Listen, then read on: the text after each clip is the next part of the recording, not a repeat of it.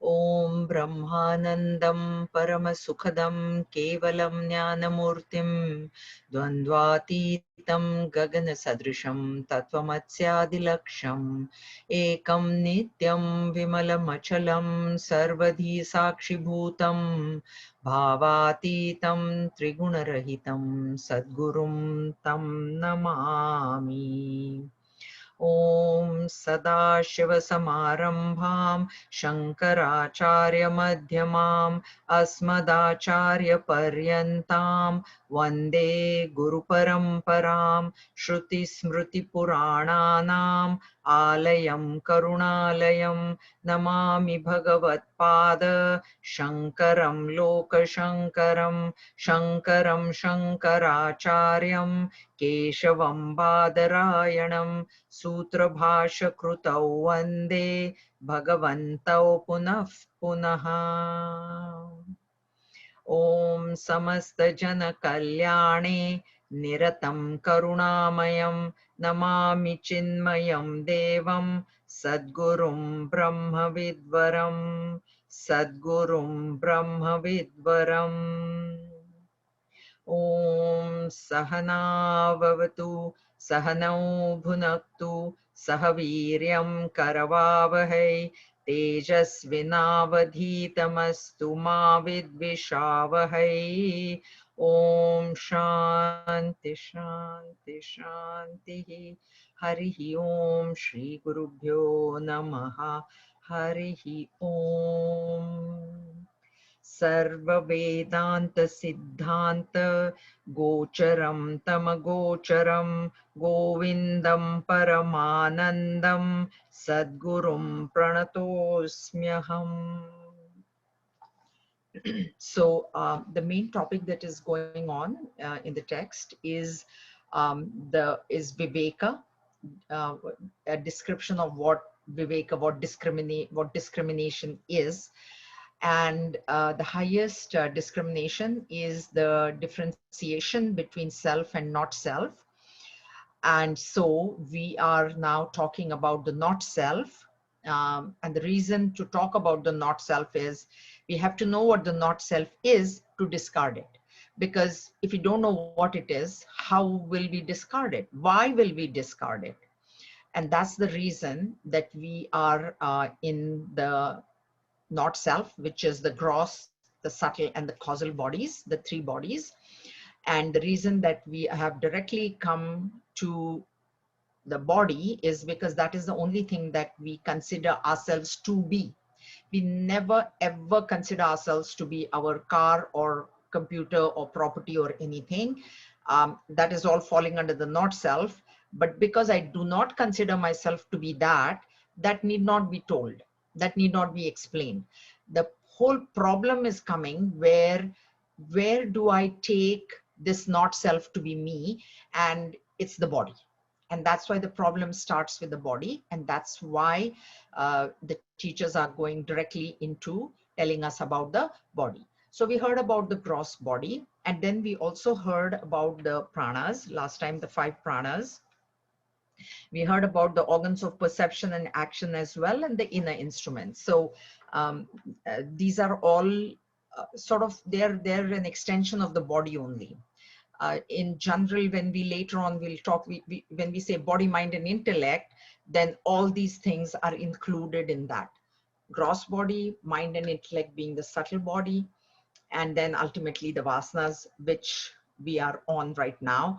Vasanas are, if they were to be divided, there's gross, subtle, and causal body. But of course the causal body is also very, very subtle, because even I don't know my own vasanas. Subtle body, gross body is known by me and by others. They can see my body, gross body. Subtle body is not known by others, but is known by me, which is the mind intellect. I know my own thoughts. And actually the causal body is so subtle that even I don't know my causal body.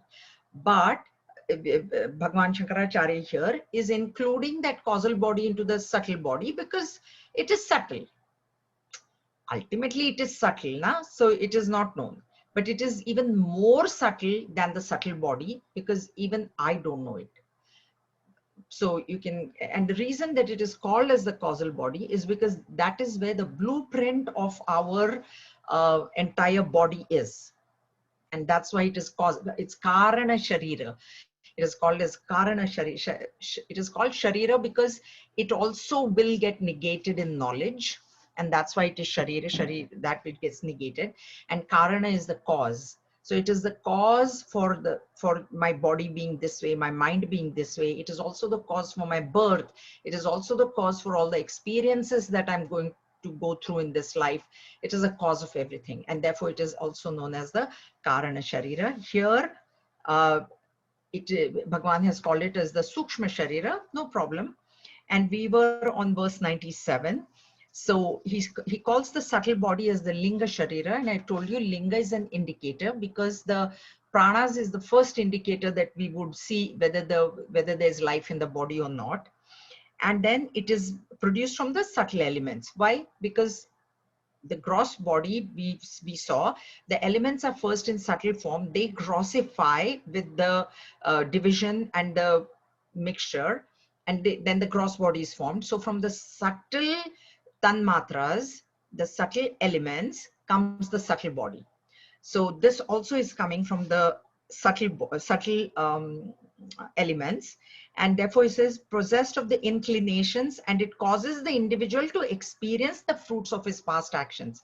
So the past actions are held in subtle form in this layer of vasanas, which in our chart, if you see right under the Om, if you remember, Gurudev has put the V, which is vasanas. Okay, vasana directly means fragrance. But it is inclinations, and that's where our inclinations are coming from. Like we have done actions in the past and we have thought of either becoming an actor or actress or singer or whatever, dancer, then those inclinations remain there in subtle form, and they will then fructify as and when there is an external trigger. And now we had completed up to here. It is the beginningless conditioning on the self brought about by its own ignorance. So why is it beginningless? Because it is avidya or maya. The vasana level is also known as avidya or maya, and maya is part of the supreme reality, is a part of the self. And because the self is beginningless, his power also is beginningless. Maya is his power. The two words are used, Maya and Avidya. Maya is generally used for Ishvara. We have the concept, we'll be talking about it, the total, the macrocosm. Ishvara's, this Vasana layer is called Maya. And the reason it is called Maya is because Maya is under the control of Ishvara. Maya is that which is under the control of Ishvara. Whereas in the case of the Jiva, the individual Jiva, we are under the control of Maya, and therefore that Maya is called as Avidya. And that is the ignorance brought about by its own ignorance. That's why it is Avidya. It is like, it's also known as the deep sleep level. In deep sleep, we are totally ignorant of anything that is happening outside, or whatever we are. We may be rich, poor, etc., outside, worried, not worried, happy, sad, but at the same time we are ignorant of who we actually are. So there is complete darkness, there is complete ignorance in that deep sleep. Where has this ignorance begun? It has begun with us only. Just like the power of my seeing has begun with me. With my birth it has begun, and it'll stay till it fades or till the body dies. Same way, this ignorance also is beginningless. The one difference is that this ignorance is not endless. It can end. It'll end in knowledge. So it has an end. It doesn't have a beginning, but it does have an end.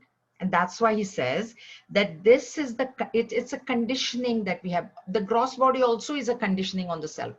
The subtle body, mind and intellect also is a conditioning. Therefore, they are known as kosha. Kosha is sheath.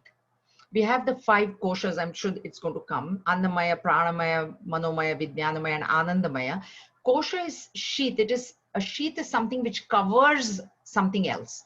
So as though these conditionings are covering the self, and this conditioning is the conditioning of ignorance or avidya. Okay, this is what is being told. Now, he will go into now the dream state. So we talked about the waking state.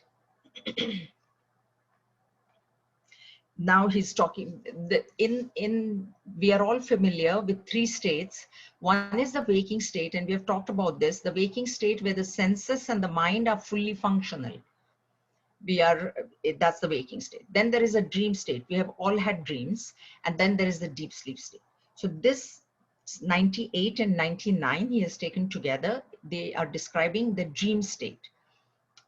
And the dream state also is the not self. All this is not self. There's not, this is being described, and then please know that we are not this. This is why it is being described.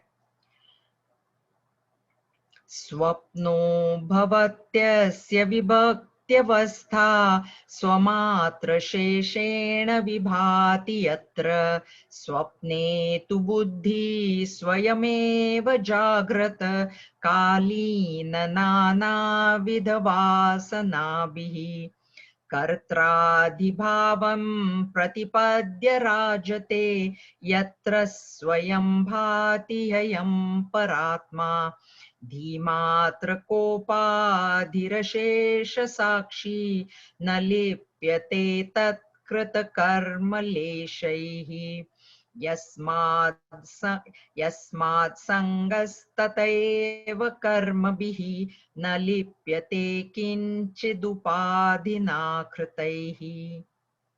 Dream is the state when this subtle body, this is referring to the subtle body, is distinctly in expression, where it expresses all by itself.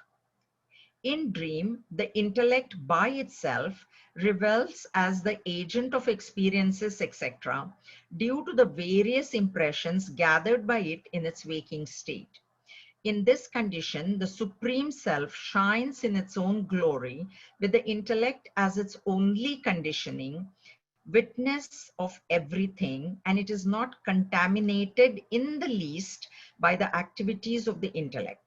Since it is entirely unattached, it is not tainted by any action that its apparent conditionings may perform. It sounds complicated, but let's just see it in a very, very simple way. All of us has had, I think Prem Sai has not ever dreamt. That's right, you told me, right? Prem Sai doesn't have dreams. But anyway, we are all familiar with dream. Anybody not familiar with a dream? Okay. So what is basically being said? Now, who is dreaming? The body, see, the body is fully asleep. The eyes are closed, correct? We have to go into deep sleep to dream. So when the dream is happening, what is at play is only the subtle body, which is the mind intellect stuff. Here, Gurudev has used the word intellect. You can also use mind. Here, mind intellect need not be separated. So mind intellect stuff, which is the subtle body, is at play. So the mind is projecting whatever that I see in the dream. And who is seeing it? Because my eyes are closed, my body is not seeing it. So the mind only is seeing it. So mind only is projecting and mind only is seeing it. Okay, simple. I will elaborate this with the example of a movie theater. That is the best example for this dream. All of us have also gone into a movie theater. Okay, so where the theater is made completely dark, number one. Second thing, there is a projector behind us and there is a screen, and all the screens are white because only white can support all the colors. So there's a white screen. The projector is projecting a film on that screen, and on top of the projector is a light. If you look at the projector, you will see a light. There is a light bulb on top of the projector. Okay. Now, what is being projected on the screen? It is all on that reel, correct? Because if it's not on that reel, suddenly they have shot it in whatever country, whatever situation. And on that reel, whatever is there only can be projected on the screen. You can, whoever is the mechanic can't say, oh, let me just project something else. Everybody agreeing to this? Movie? Okay. So this phenomena, if you understand, now let us take this phenomena and compare it to the dream. So the dark theater is our deep sleep. We never see a movie in light with full light. We always see it in darkness. So the darkness is our deep sleep because it's all dark. We don't know anything, right? We don't know where we are sleeping, who we are, etc., etc. So that is that. The screen is our mind because our eyes are closed. It's not like somebody is projecting our dream on the wall in the bedroom and then we are looking at the wall. So the screen is the mind. Okay. The reel which is being projected is coming from our vasana level. So it is again the subtle body at play. Just as in a movie, nothing can be projected on a screen which is not in the reel. Same way, please remember, this is a very important point. What is not in your vasana level, you can never see it in your dream. It has to be in your vasana level. Now, the question, that's why there are many times, most of the times what happens is, if I see a horror film, some murder mystery before I go to bed, chances are I will dream about that. And we can understand that. It's like, oh man, I saw a horror movie and now in the night I had a nightmare. But then there are sometimes we see which there is nothing, there is no connection.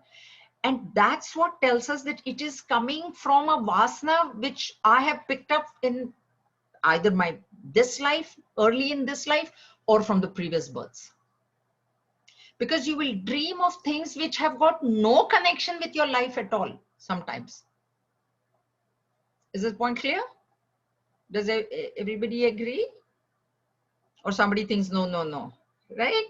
So either you have seen something and then you dream that same day it will happen, or you will see something which you're like, where did this come from? And that is why we say that it is in the vasana level somewhere. Unless it is in the vasana level, you can never see that in your dream. So whatever that you've seen is there somewhere. Now, the mind is the screen, the vasanas are being projected on it. There is a light on top of the projector. The deep sleep is the theater. That light is the light of consciousness, because the light of consciousness never goes anywhere. Whether you're in the waking state, in the dream state, or the deep sleep state, the light of consciousness is there, has to be. That's why we give the example of the movie, because without that light on top of the projector, you cannot see the movie. So there has to be a light. Now, in that deep sleep, what light do I have? That's why don't think of consciousness as a light bulb going on somewhere. It is awareness.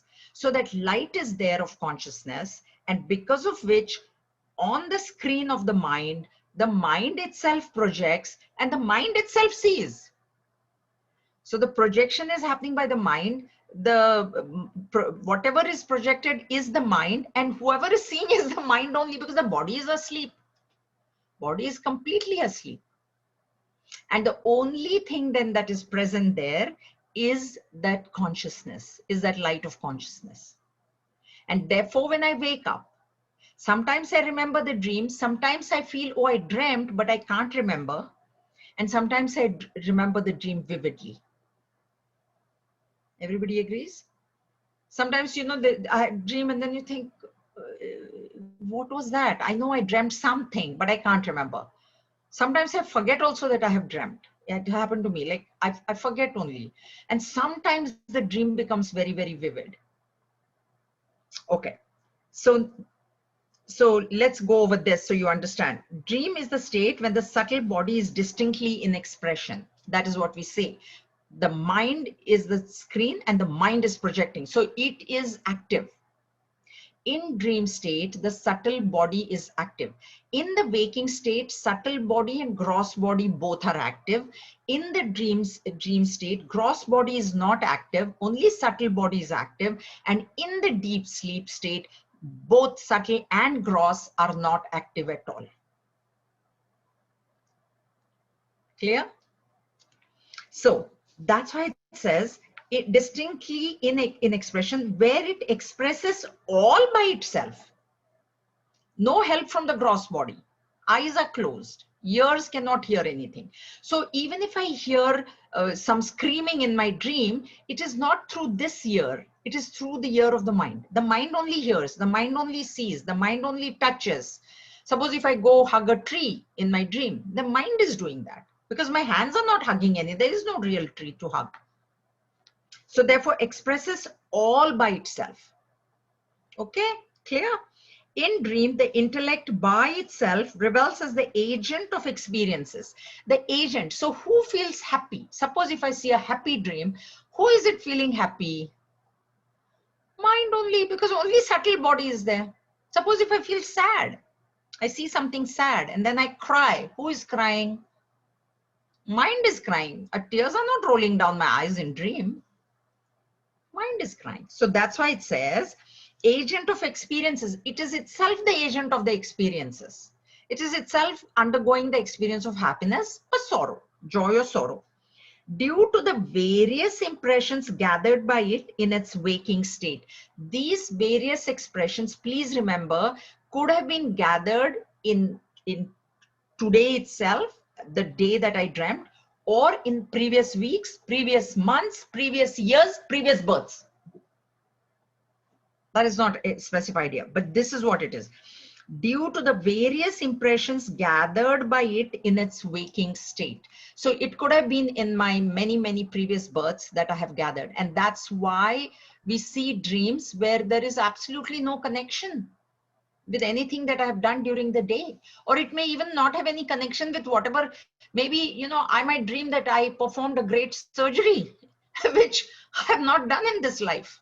I've not even studied medicine, but I can dream that. So somewhere from my past life, it has come. Okay. In this condition, the Supreme Self shines in its own glory. The Supreme Self always shines in its own glory. In the waking state also, in the dream state also, in the deep sleep state also. The supreme glory, the glory of the Supreme Self never diminishes. Okay, but in the dream state, it shines. So that light is constantly there on top of the projector. As long as the film is going on, that light has to be there. If that light is switched off or something goes wrong with that light, you cannot see the movie. Okay. With the intellect as its only conditioning. So in the dream state, because the gross body is taken out of the picture, the only upadhi or conditioning that the self has is the subtle body. Okay, clear? Witness of everything. So witness is the Supreme Self. The Supreme Self is the witness of all that is happening in the dream.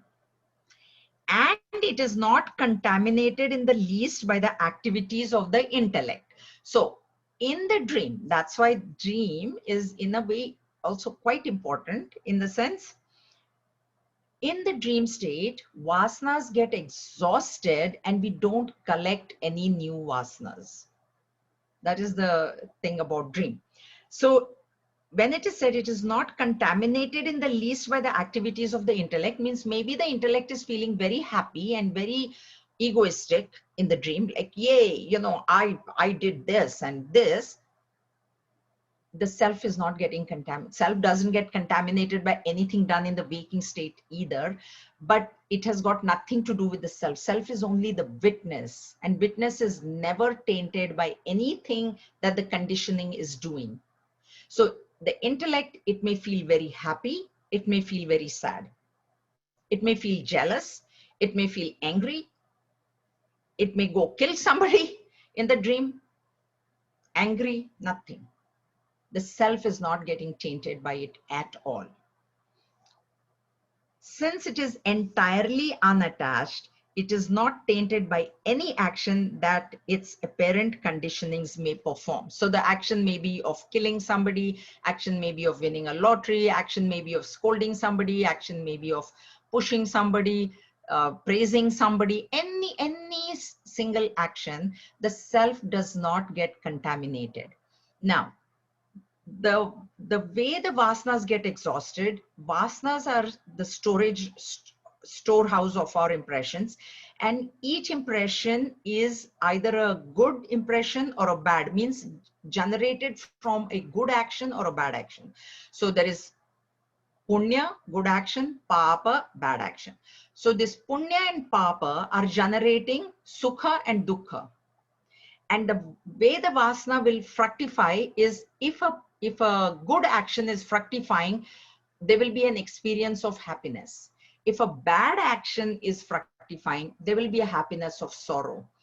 Because the dream is happening only because of vasanas. So if the weaker vasanas, there are vasanas are weak and they can be strong and weak. The weak vasanas fructify in the dream state because they are weak, they're not that strong. It's there. So there is a vasana of happiness. It's a weak vasana. So the happiness comes in the dream, and I don't take doership for that. So what happens is that vasana does not create another vasana. Now let me explain this. In the waking state, the way things work is, there is something in my vasana level, okay? So that because of that vasana, the thought comes in my mind. Whatever the thought may be, anything. Let me cook, let me read, let me run, let me walk, let me call a friend, let me watch TV. Thousands of thoughts comes. They all come because of that vasana. Now, when that thought comes, I act upon it.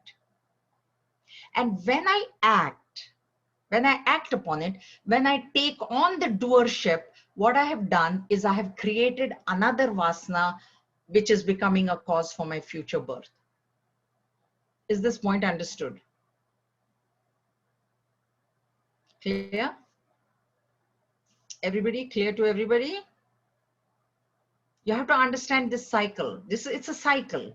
There is a vasana generating a thought. Thought is generating action. Action is being done with doership.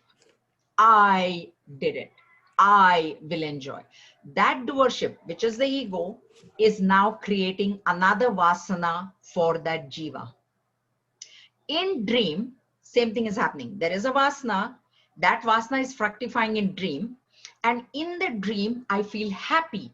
What is missing is the ego there. So same thing happens in dream. Let me finish one sec. So in the dream, suppose the dream comes, I should cook or I should go help somebody. So I go and help. In the dream, I go and help, or I buy a lottery ticket or whatever. I buy a lottery ticket for somebody else. But I don't take ownership of that action in dream.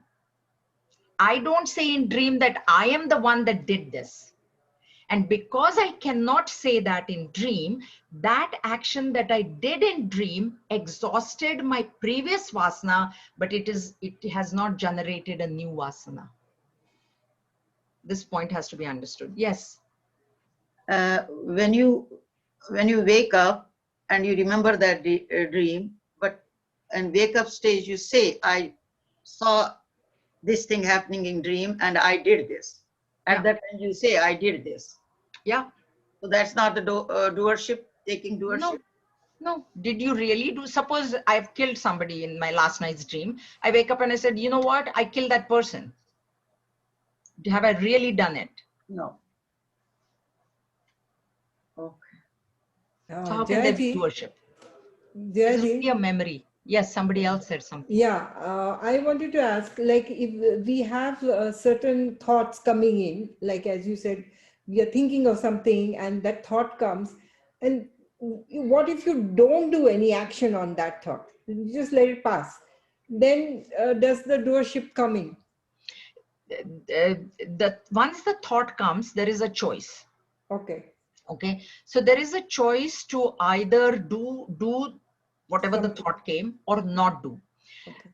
Chapter 5 Bhagavad Gita will explain this. So there Bhagwan says that suppose out of ego I say I'm not going to do this, you're Okay. bound. Okay. So even not doing will bind you. Okay. If you take ownership of that thought, I had this thought to help this person, but you know what, I don't like her, so I'm not going to help her. I'm bound. Okay. Not doing is binding me. So Jayaji, Chitra, yeah. Instead of telling, I had in the waking state, I had a dream yesterday. Then we have to say the dream was in me. Then, otherwise, I create ownership or something to worship. No. That you're just mentioning that I dreamt last night. It's memory. Okay. It's just memory. You're just mentioning. Because I thought that I is the ego. It is an ego or something. So I should. But just saying that I dreamt is not taking doership now, because the dream was not in my hand. If I say that yesterday I killed somebody, if I say that, Okay. okay, yesterday nothing. Yesterday I did something bad. I ran a red light or I hit somebody. I'm taking doership. That is coming out of ego. But when I say I dreamt that I ran a red light or I hit somebody in my car, that is not ego. It's Okay. dream. It's memory. But if I say yesterday I ran over somebody Okay. and then ran away, hit and run, then it is ego. Okay. I got it. Okay. Thank you. Jayaji, I have a question too. So when we say that when we are dreaming, it's just mind who is in action, but sometimes when we are dreaming, it looks so real that we just wake up uh, Yes. and we just get connected to the body. And Yes. sometimes also, like when you see children, especially, like they are laughing or smiling or crying while they're asleep. So Yes. is there a connection between body and mind somewhere? Like, No, connection is there, but in dream that connection is broken. See, when you dream, you wake up. When you wake up, that connection happens. Once you wake up, but sometimes you also cry and laugh while you are sleeping. in Is sleeping, yeah, but that is in the dream that you're doing it. In okay. dream, you're doing it, yeah. But during that time, in dream, of course, you are laughing, but is your waking ego, like, is your personality, jiva bhava is saying that I'm laughing, I'm dreaming and I'm laughing simultaneously? We cannot say that. If I cannot say that I'm dreaming and laughing at the same time. You're dreaming and you're laughing, but you cannot say that I'm laughing. If you say that you're laughing, that means you've come into the waking state. Yeah, okay. That you are laughing or crying, somebody else will tell you. Yeah. You are crying, and then they'll wake you up also sometimes. People scream, right? You have a nightmare, you scream, but the other person hears it. And you might wake up. Once you wake up, then you're awake. Then you stop screaming, na? You don't continue to scream, or you will not continue to cry either, or you will not continue to laugh either. Suppose you're laughing that you win a lottery ticket, and then you wake up. Mhm. Will you continue with the laugh? But still Yay, I won the lottery. the body still feels the mind. I mean Sorry? to say, like the body still feels what's going on in the mind, No, not in dream. not in dream. Okay. No. That's why even in deep sleep, see, you might be getting a severe headache. I don't know how many of you, I have tried. I used to get very severe headaches. I will go to sleep, and then I never experience the headache in sleep. Right? Jayaji, one thing. Now the Vasana, it's something that it's like in a movie theater, you say it's like a reel is running. So Vasana we cannot control.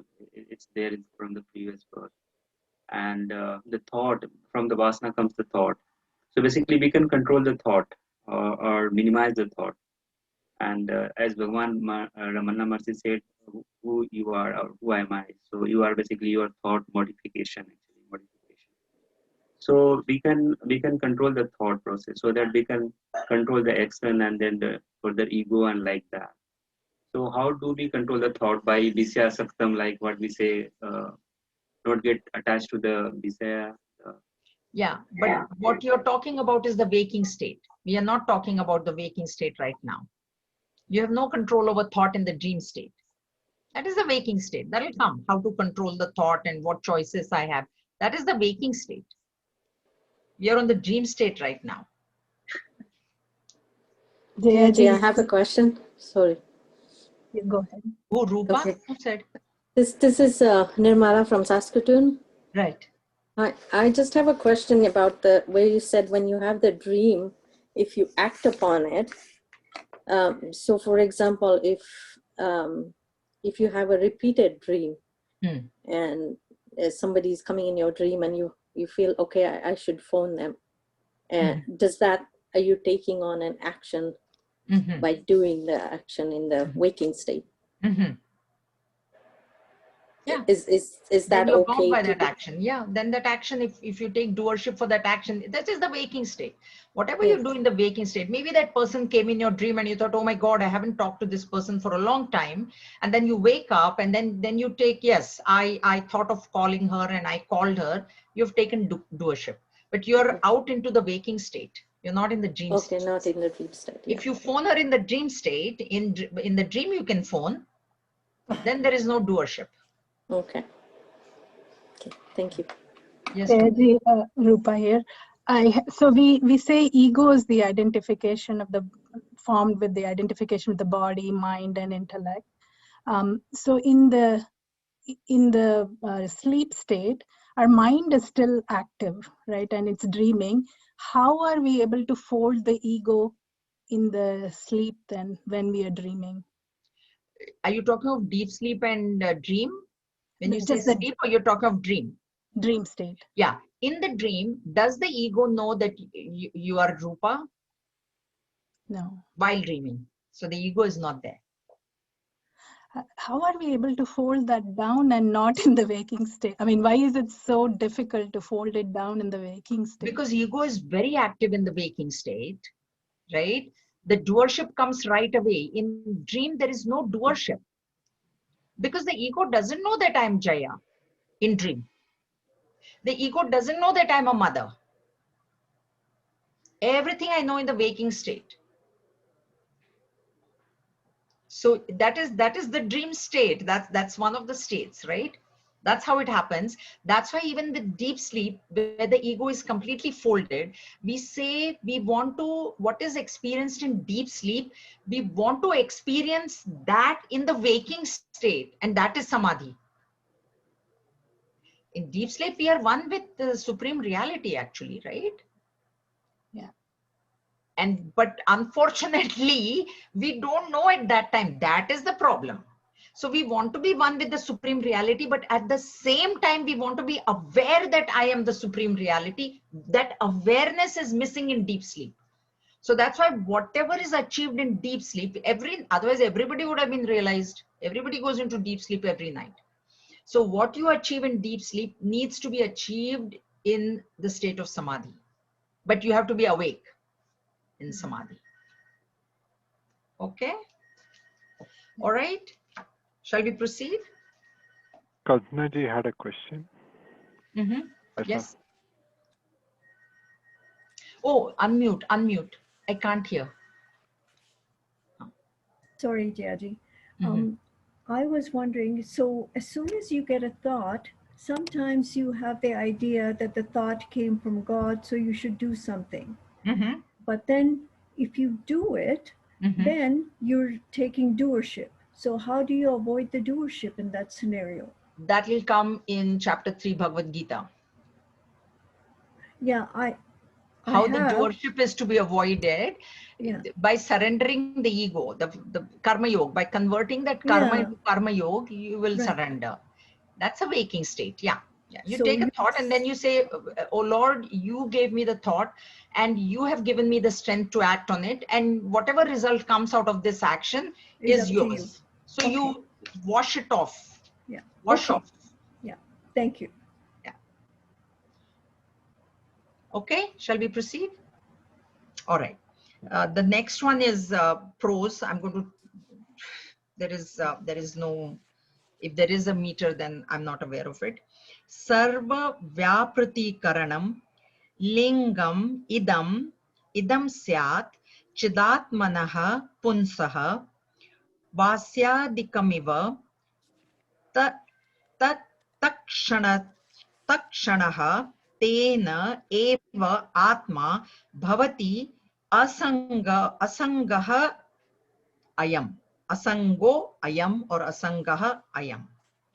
As the tools of a carpenter are his instruments, so this subtle body is an instrument for all activities of the Atman, which is knowledge absolute. This Atman, therefore, is perfectly unattached. So when we keep talking, I've talked many times, I have said, this body is an instrument. This body is an instrument. Just as Bhagwan has given an example, the carpenter is there, or whatever, the goldsmith is there, he has his tools, the pot maker is there, he has his tools. That way, we who are the Supreme Self has this tool called body, mind, and intellect. That is to be very well understood. That this is what the mistake we are doing is, we don't consider it as a tool, we are considering it as me, myself. It is like saying that the pot maker's wheel, he's the wheel. Pot maker is the wheel. Pot maker is the clay. When it comes to other things, we never say that. I don't say that I am the car. I'd say car is my tool. It's my vehicle to take me from one place to other. But when it comes to the body, I have this strong, and that is ignorance. That is the primordial ignorance. I am the body is ignorance. I have a body. I have this tool, this instrument, which is called as the body, is correct knowledge. This is what he's saying here. That, and this Atman, see, I've given, in those who have heard chapter 13, I've given the example of electricity and the range. Okay. The range is a tool of electricity. Electricity cannot directly cook food. It needs the range. And the range also alone cannot cook food if not plugged into the electricity. Same way, this body requires Atman to function. And Atman cannot act without a body, without a tool. The pot maker cannot make anything without the wheel or the clay. So this speaking that is happening right now, it is happening because Atman is present within me. If that supreme reality was not within me, I could not have spoken.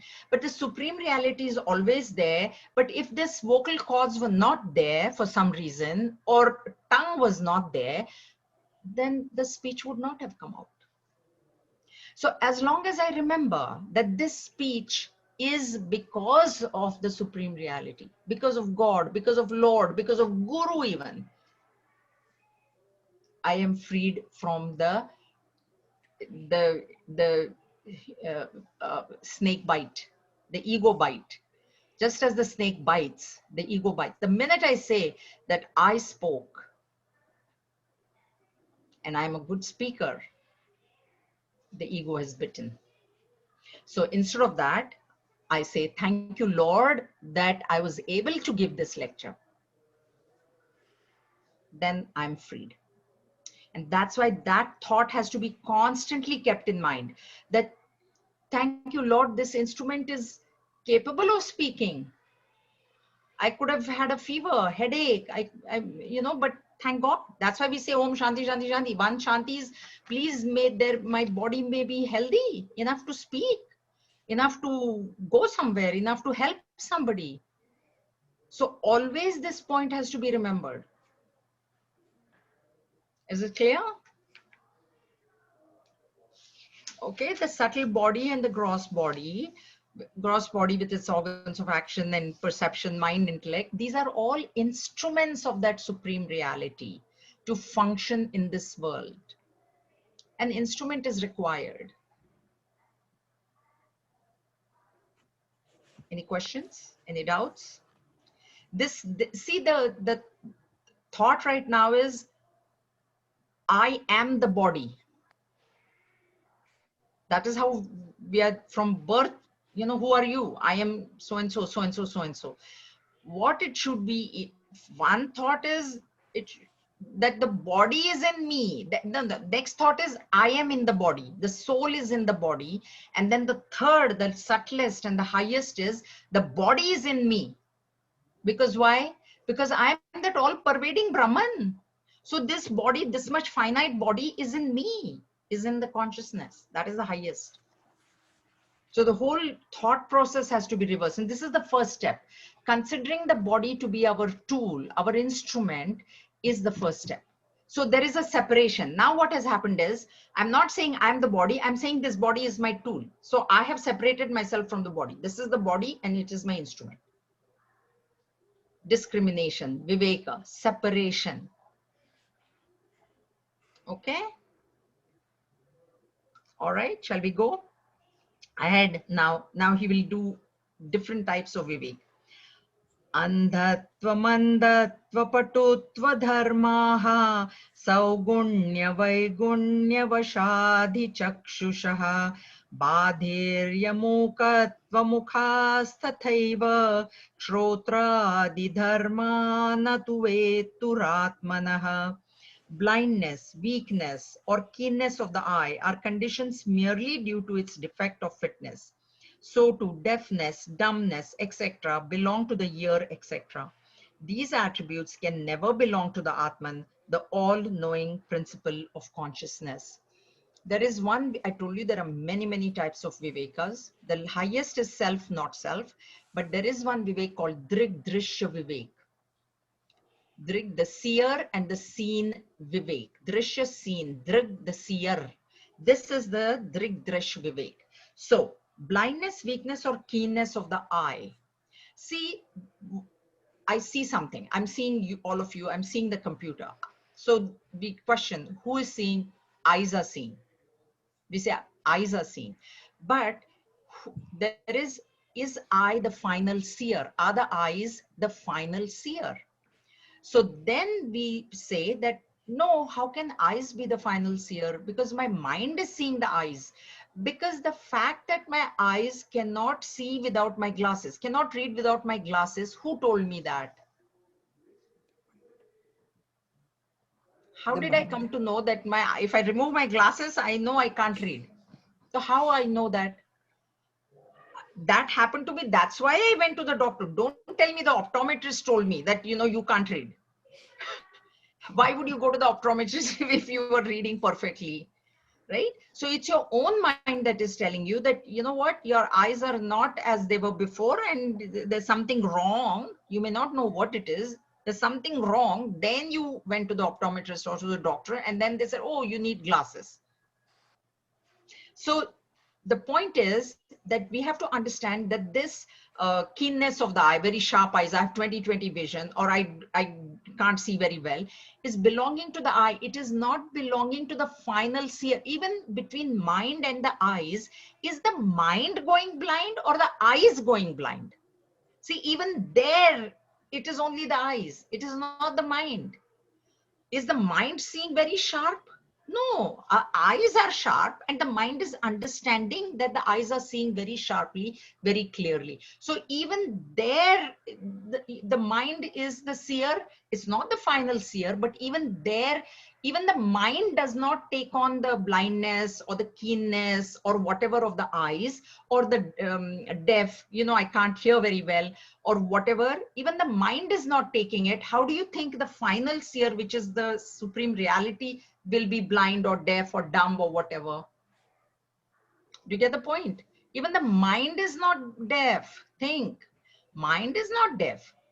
Mind is not blind. Mind mind is not becoming sharp because the eyes are very sharp. Eyes can be very sharp, mind can be dull.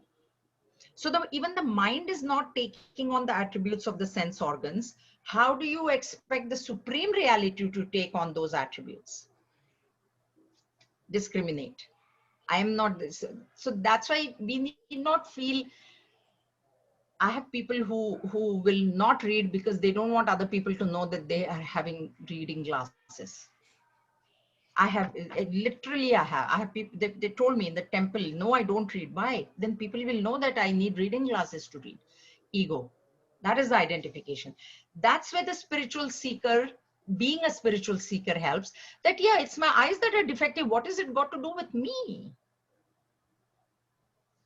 And by age, you know what? Eyes, hearing loss, all kinds of loss, hair loss, teeth loss, all these things will come. But it's got nothing to do with me. I am that supreme reality. That is that discrimination that has to come. Then whatever is happening with the body will not bother us. Why do you think people get upset? People are so upset, obsessed with what things are happening to the body, right? It will not affect us. This is what he's saying here. These attributes can never belong to the Atman, the all-knowing principle, the consciousness. They don't even belong to the mind, let alone belong to the Atman. Do you get this point? Very important point. Okay. That's why, anyway. Okay. Shall we move further? Functions of prana. Okay. So yeah, before we go into ego, we'll go next time. Functions of prana, let's do. Ushvasanishvasavidrambhanakshuhu प्रस्पन्दनाद्युत्क्रमणादिका क्रियाः प्राणादिकर्माणि वदन्ति तज्ञाः प्राणस्य धर्मावशनापिपासे. Experts call inhalation, exhalation, yawning, sneezing, secretion, death, etc. as function of the pranas, while hunger and thirst are the dharmas of the main prana.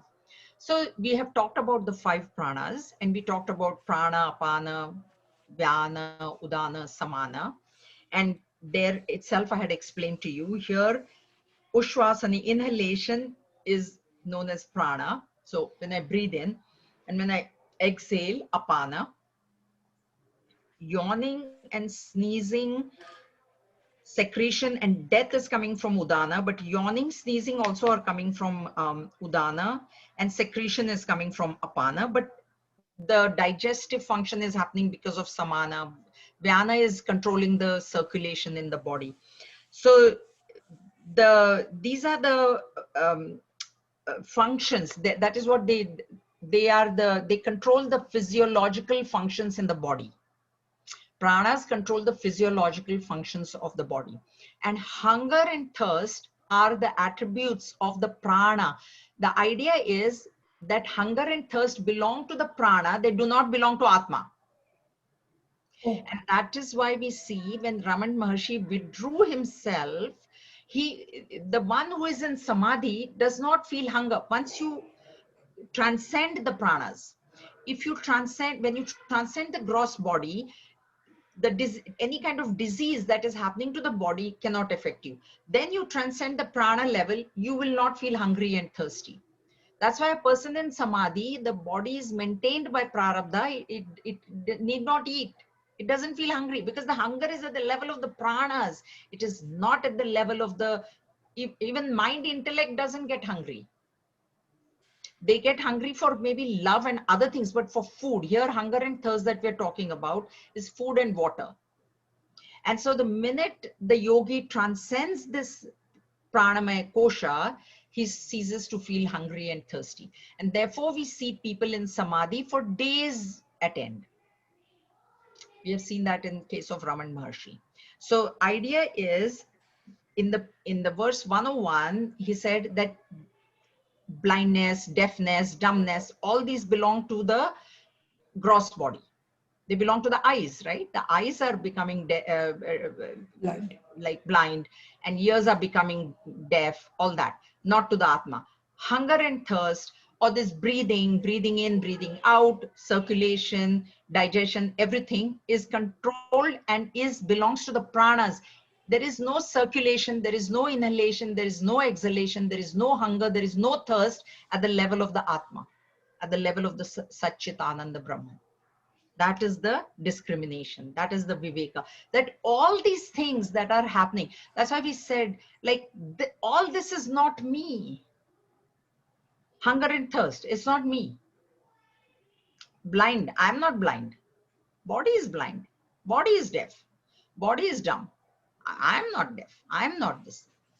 So there is that I is not, it is, don't consider it to be nothing. It is something. We'll stop here because we're going to ego next. So ego, all the discussion will be there on ego. Are there any questions or anybody wants to ask anything?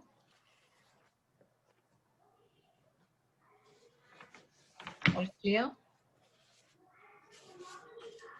Okay.